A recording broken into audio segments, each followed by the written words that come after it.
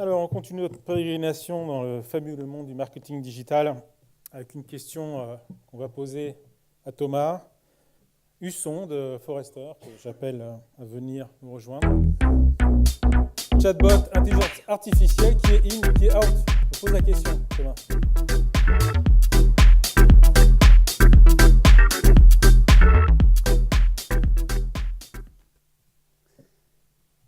Bonjour à tous. Alors, effectivement, la question que Patrick m'a posée est un peu complexe.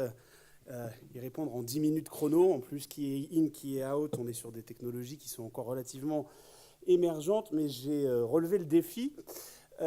Et avant de rentrer dans le vif du sujet et d'essayer de débroussailler ce sujet, qui est l'une de nos missions chez Forrester, puisqu'on essaie d'aller contre les idées reçues et d'aider nos clients à mener le changement, je voudrais partager avec vous deux confidences, deux anecdotes un peu personnelles.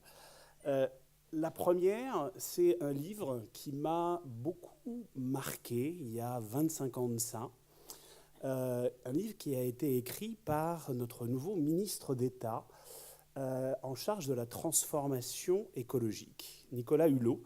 Un livre, puisqu'on parle d'abolir les frontières, on parle d'hybridation, qui s'appelle « Les chemins de traverse », et que je vous invite à lire, notamment pour la citation qui est en exergue de ce livre, qui est une citation d'un poète roumain, Mihail Eminescu, qui dit « La vie est un bien perdu pour celui qui ne l'a pas vécu comme il l'aurait voulu ». Vous allez me dire, pourquoi est-ce que je vous parle de ça ? Je vous parle de ça parce que, en fait, ce qu'il y a derrière cette citation, c'est l'importance du temps.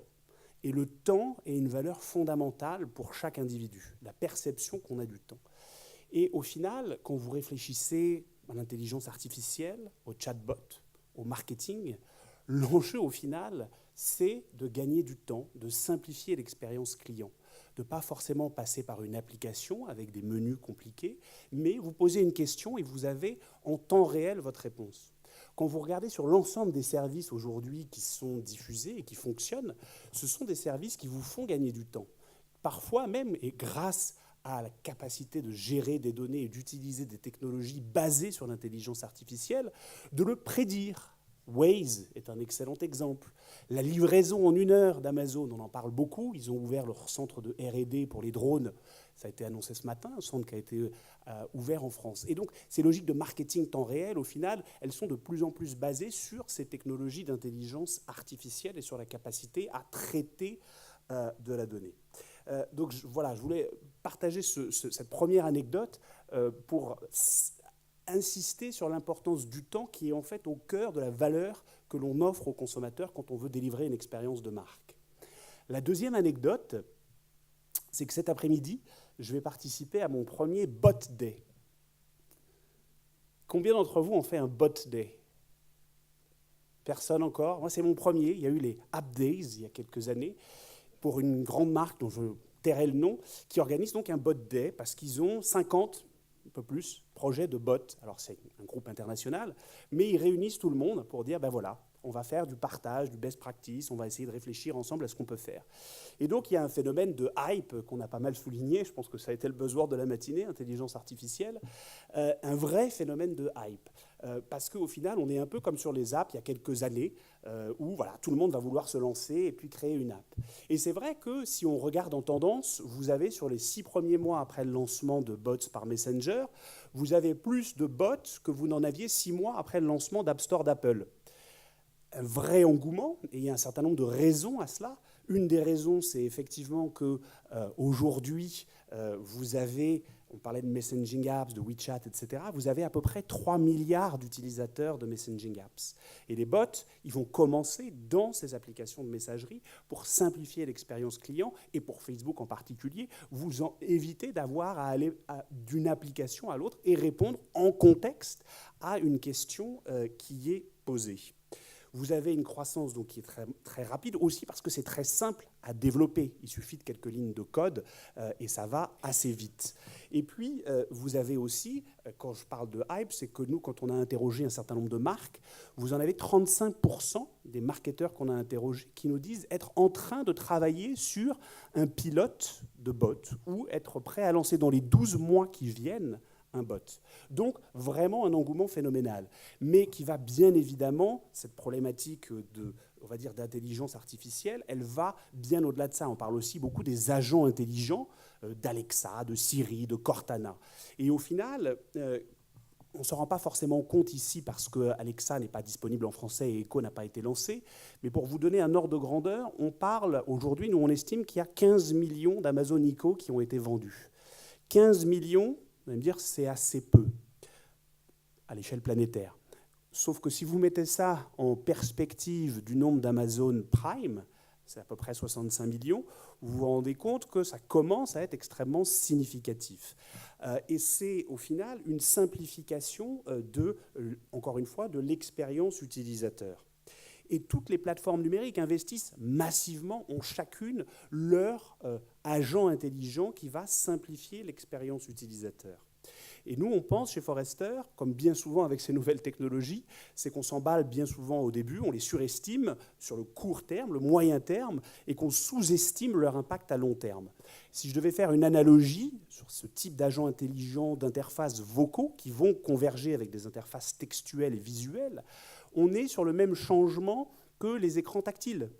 Et si on se met en situation, il y a 5 à 10 ans, en 5 à 10 ans, tout le monde dans cette salle a appris à zoomer, à pincher, à glimpser, à utiliser une interface tactile.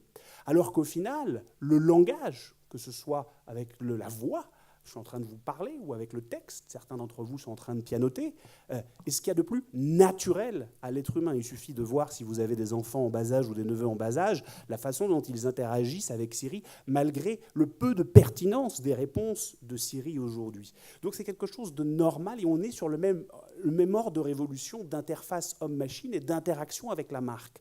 Donc tout l'enjeu, ça va être, pour les marques, de s'interfacer, parce que ces acteurs-là, ces grandes plateformes, leur enjeu, à elles, c'est de rester l'intermédiaire. Google, on parle de search, 20% des requêtes Android aujourd'hui sont basées sur la voix. D'autres plateformes que je n'ai pas mentionnées ici, mais qui, à mon avis, vont dessiner l'intelligence artificielle dans les 5 à 10 années qui viennent, sont les plateformes chinoises. Le patron de la recherche et développement de Baidu annonce qu'en 2020, donc 2020 c'est dans 2 ans et demi, que 50% des requêtes sur Baidu seront soit vocales, soit visuelles.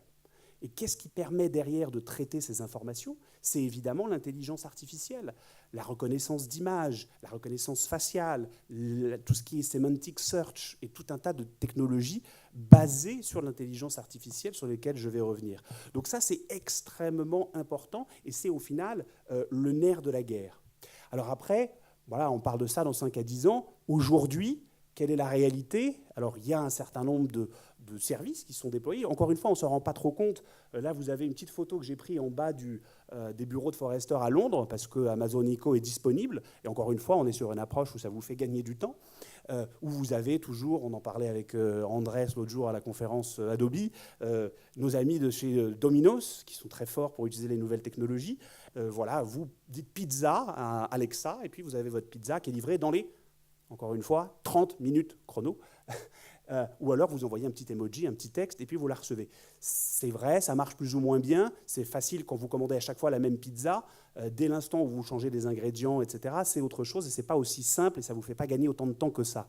La réalité, c'est que malgré quelques success stories ou quelques lancements ici ou là, plus proches de chez nous, KLM, Voyage SNCF, la réalité, aujourd'hui, c'est que les chatbots, c'est une mauvaise expérience client. C'est extrêmement frustrant. C'est un nouveau silo. Ce n'est pas connecté au reste des canaux de communication. C'est un peu les IVR il y a 15 ou 20 ans. Si c'est mal scénarisé, vous dites « Oh, je veux taper sur 0 pour parler à quelqu'un, je n'en peux plus, ça tourne en boucle, ça ne fonctionne pas et ça ne me donne pas l'information qui m'intéresse. » C'est ça la réalité aujourd'hui. Alors après, on nous dit « Oui, mais c'est auto-apprenant parce que c'est de l'intelligence artificielle et c'est basé sur du machine learning. » Oui, mais il faut pouvoir processer énormément de data pour pouvoir faire ça. L'enjeu, il est dans la qualité de la data et dans les algorithmes, pas dans l'intelligence artificielle pure. D'ailleurs, et ce n'est pas moi qui le dis, ce sont d'éminents spécialistes de l'intelligence artificielle qui disent que l'intelligence artificielle aujourd'hui n'existe pas. Qui d'entre vous a déjà rencontré une intelligence artificielle? Pas moi.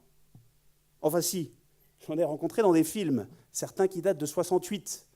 Le fameux Odyssée de l'espace 2001. Et tout donc on est dans une dimension un peu fantasmée de l'intelligence artificielle.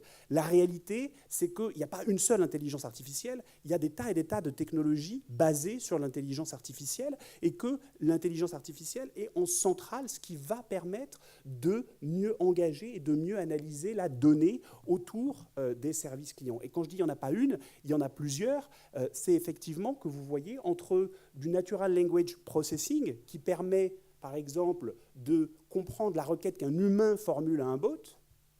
Ce n'est pas tout à fait la même chose que du NLG, du Natural Language Generation, c'est-à-dire la capacité de ce bot à restituer quelque chose d'intelligible.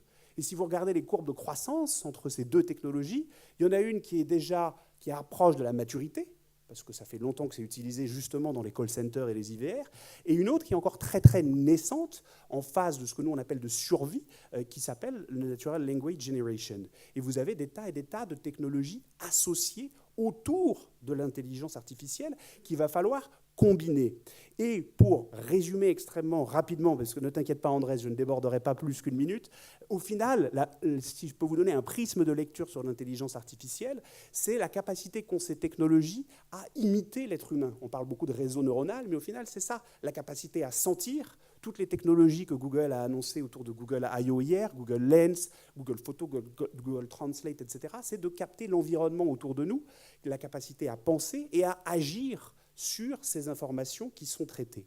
Et donc, derrière, par où commencer? Juste résumer quelques petites best practices toutes simples. Faire gagner du temps et simplifier l'expérience client. Partir de use case simples et itératifs. Pas forcément d'intelligence artificielle. On est encore beaucoup dans des FAQ dynamiques. Désigner des expériences à terme qui sont non visuelles. Importance du copywriter. Mesurer l'impact émotionnel et du coup, définir le moment où on doit absolument faire interagir un humain, ce n'est pas tout automatisé, et l'intelligence émotionnelle, ça a été souligné ce matin, est absolument critique, puisque c'est ça qui nous distingue en tant qu'être humain des machines, et qu'on est encore peut-être un petit peu loin de ces robots qui prennent le pouvoir, et puis définir une personnalité en cohérence avec le positionnement de la marque, quand vous avez un robot qui interagit avec vos clients, en évidemment, et c'est la question fondamentale sociétale et politique, anticiper les enjeux de vie privée et d'éthique. Et puisque j'aime bien les citations, et pour terminer, une autre citation sur la mesure du temps passé, aussi pour vous faire réfléchir dans nos vies individuelles, on en a parlé avec Patrick, une citation d'Aragon, « Le temps d'apprendre à vivre, il est déjà trop tard ». Merci beaucoup. Merci Thomas. En fait, je me rends compte en écoutant tous ces intervenants que finalement le marketing est devenu intéressant. Ça vaut le coup d'être marketeur aujourd'hui.